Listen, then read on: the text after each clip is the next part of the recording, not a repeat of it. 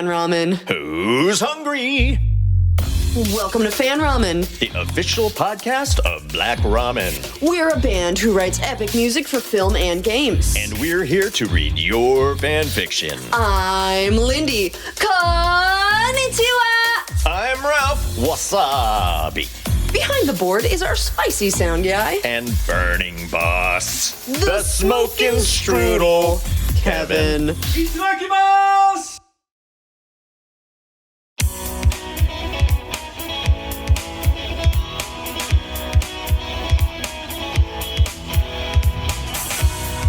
Welcome to Season 2, Episode 10. Our final episode of Season 2. All's well that ends well. But we are not well. So that must mean that this is not the end. Season 3 is coming winter 2020. Tell your friends, tell your dogs, tell your friends' dogs. But whatever you do, don't pick your friend's nose.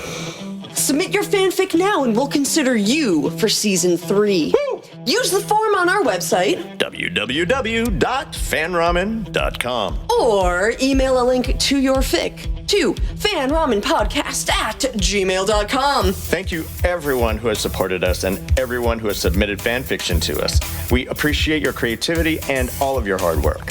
While we take a break between Season 2 and Season 3, we are still going to stay active. Every Sunday, we'll announce a weekly prompt. You write a story based on our prompt and send it to us. You'll have a chance to be featured in Season 3. Your fic could be next on the menu. Stay in touch on Twitter, Facebook, or YouTube. Our handle is FanRamen. Oh yeah, Fan Ramen is hard to handle. The first fic is by Romanticallyinept, who you can find on archiveofourown.org. This is an Avengers fic called Waste My Time Dreaming of You.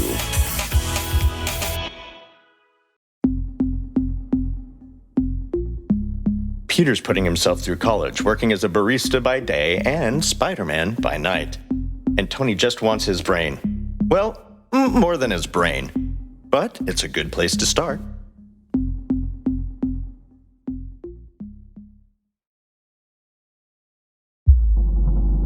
Tony's head hurts. That's a kind way of describing how he feels. Closing his eyes feels like rubbing sandpaper over his corneas. His mouth is dry, his forehead is throbbing, and the dull ache in his stomach tells him he's way too close to running on empty. Jarvis, He says, voice raspy. coffee.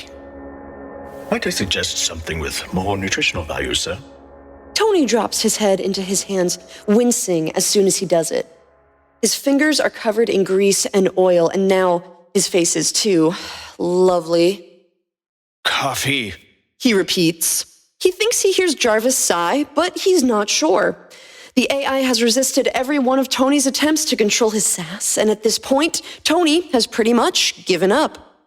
If you recall, sir, Jarvis says, and yeah, Tony needs to figure out how to tone him down. You raided every coffee machine in the building for spare parts on the second day of this escapade. Tony glances up, ready to call bullshit, but there's a coffee machine graveyard in the corner of his workshop, and he doesn't remember scavenging parts, but it's very obvious that he did. He groans, flopping back in his chair. Delivery? For security reasons, Captain Rogers has requested... Tony groans again, louder. It's bad enough that his own AI snarks at him. It's worse that Jarvis listens to Steve more than he listens to Tony. Fine. He says, reluctantly pushing himself to his feet. The world wobbles. Tony grabs at the edge of the closet table for support, wincing as the movement makes his migraine that much worse. He's getting too old for this but his brain hasn't caught up with the fact that his body no longer tolerates being locked in his workshop for days on end. Start the shower. Tony says, dragging himself towards the elevator. And order new coffee machines. Lots of new coffee machines. Let's have some for backup. Of course, sir. Tony leans up against the wall of the elevator, closes his eyes, and tries not to think about how comfortable the floor looks. The shower leaves him feeling significantly more human, but that comes hand in hand with all the human necessities Tony has been ignoring for the better part of the past week. He decides easily that his first priority is caffeine, and everything else can wait until his brain starts moving at a somewhat acceptable speed. Happy is somewhere, You gave him the week off, sir. and Jarvis won't leave him with a car. Your current level of functionality is below the minimum Miss Potts set. So he walks. In a t-shirt, jeans, sneakers, and sunglasses, he hopes people will look past him. He just wants coffee. And then he wants to figure out what he's been working on so obsessively.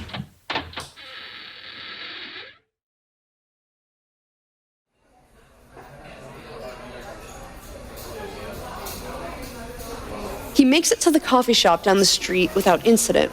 The moment he walks in, though, he knows he's screwed. The kid behind the counter looks up to greet him, and then his eyes go a little wide. It's a small expression, and the kid schools it pretty quickly, but Tony still notices. Damn it. Running a hand through his hair, Tony prepares for the worst. Do you know what you want, sir, or are you still deciding?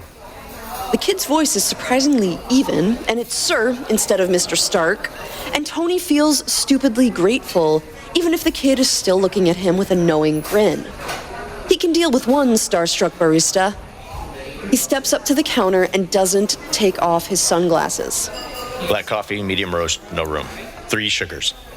He drops the pitch of his voice. Thank you. The kid presses a few buttons on the tablet in front of him, and Tony takes a minute to look at him. He's cute, the type Tony would go for if Pepper had better things to do than be arm candy for an event. The kid glances up, catches him looking, and his grin goes wry for a moment. That'll be $3.18. Tony doesn't remember the last time he was asked to pay for something. Scratch that, he does, but the state of New York had been doing the asking, and Tony had been going to contribute to the rebuilding anyway. He just doesn't remember the last time he was asked to pay for something like coffee. The kid raises an eyebrow expectantly, and Tony finds himself pulling his wallet out of his pocket and handing over a card. Thanks. The kid flashes him a smile, swipes his card, and hands it back. For a moment, all Tony can do is stare dumbly at it, and then he snatches it back with a huff. He needs coffee and sleep and food and coffee. Would have considered giving it to you on the house if your last paper on entanglement Hamiltonians hadn't been so half-assed, sir. There's a definite pause before the last word. Tony isn't thinking about it. He's thinking about how the scrawny barista at the coffee shop down the street knows he put negative effort into his last publication. What's your name? He asks, because the kid needs a name in his head and he's lacking the name tag the big corporations make their workers wear. Peter. That's all he gets. Peter. No last name, no life story, no explanation. Tony doesn't notice that his headache is gone. You read my paper?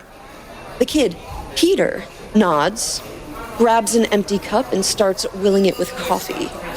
Tony waits, expecting something, but all he gets is the cup handed to him a moment later. Sugar's over there. Peter says, pointing somewhere behind Tony.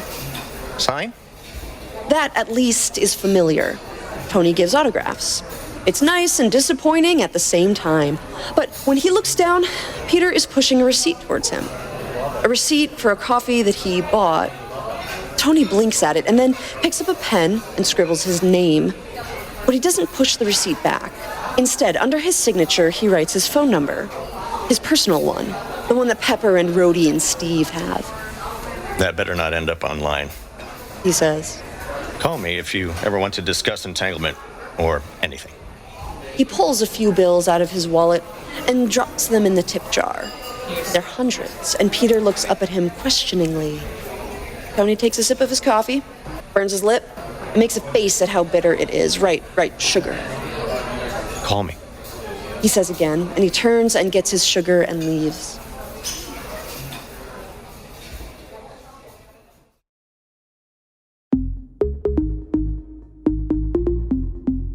Ah ha ha! Love at a coffee shop. That's my favorite place to fall in love. Ah, kawaii, I know!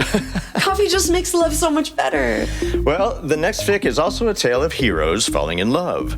Zmethos wrote a fic from Highlander, the series.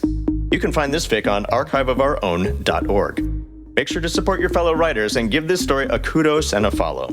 Definitely make sure you're supporting the writing community. I favorited and followed every story and every author that's appeared on this podcast. The work you do is amazing, and you guys deserve to be heard. Keep writing, keep reading, keep listening. And thank you so much for your time and your effort. We appreciate it so much. You have no idea. We love you guys. This is our final episode of season 2. Woo! Yeah. I'll miss you, Ralph. Yeah, well, maybe not. Okay, we'll post prompts every Sunday while we take a break. Visit our Patreon for outtakes, bloopers, and interviews. We even post some of that stuff for free. So, what? Yeah, you don't even need a subscription to check out some of these posts. I thought I was getting paid for this. You're not? Oh. Well, if you have any thoughts about Ralph getting paid for this, or anything, email us at fanramenpodcast@gmail.com. We're monitoring our email in between seasons. Here's Out of Bounds by Zmethos.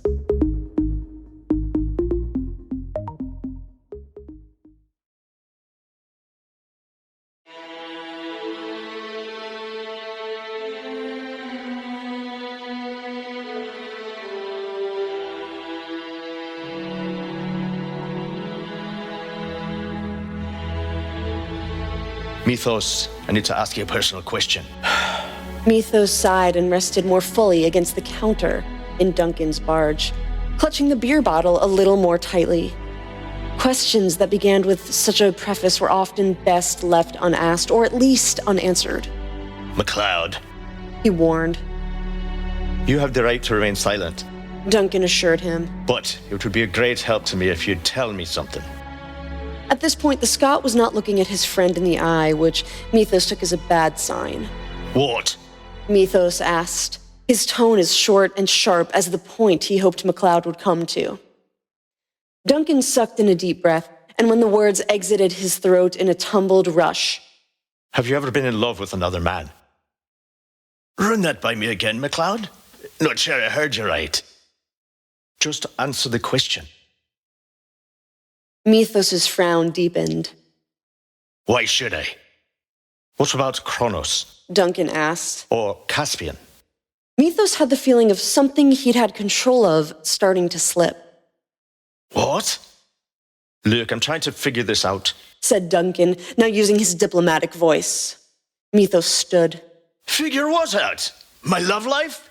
Duncan rounded on him. You know what we are, the two of us. We're the 4 horsemen, and I need to know exactly what that entails. Why should it entail anything? Zmethos demanded. I don't know. Duncan broke off, appearing honestly confused. Then, in 2 strides, he was in Zmethos' face, had the ancient immortal by the hair, yanking backwards to expose Zmethos' neck. The suddenly fierce and completely uncharacteristic gesture seemed to surprise Duncan as much as Zmethos, for almost as soon as the Scot had grabbed his friend, he let him go. Zmethos, I'm sorry. But Zmethos was already backing away, headed for the stairs that would take him up to the deck and out of arms, swords, and harm's reach. Never mind it, McLeod. But his expression said he'd minded a lot.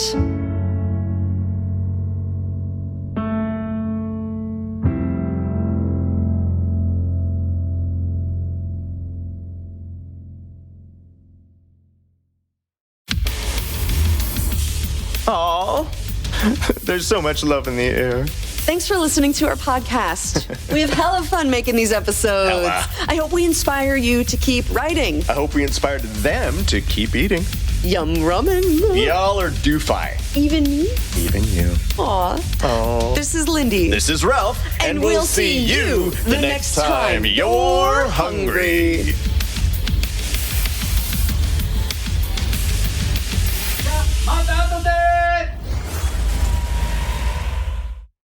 This podcast produced by Lindy Day and Ralph Avalon. Sound design and engineering by Kevin Villagestone. Music by Black Ramen. Recorded and mixed in the Black Ramen Studios.